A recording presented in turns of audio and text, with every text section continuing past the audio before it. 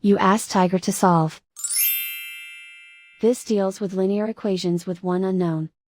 The final result is x equals -11. Let's solve it step by step. Simplify the expression. Expand the parentheses.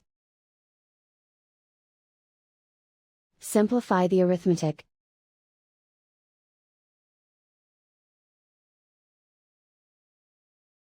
Group all x terms on the left side of the equation. Subtract 8x from both sides. Group like terms.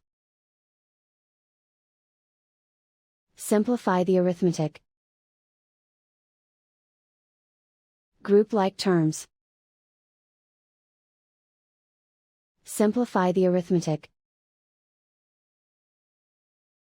Group all constants on the right side of the equation. Add 32 to both sides. Simplify the arithmetic.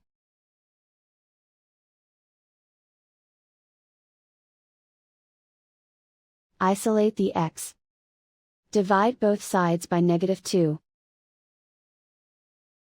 Cancel out the negatives. Simplify the fraction. Move the negative sign from the denominator to the numerator. Find the greatest common factor of the numerator and denominator. Factor out and cancel the greatest common factor. And so the final result is x equals -11.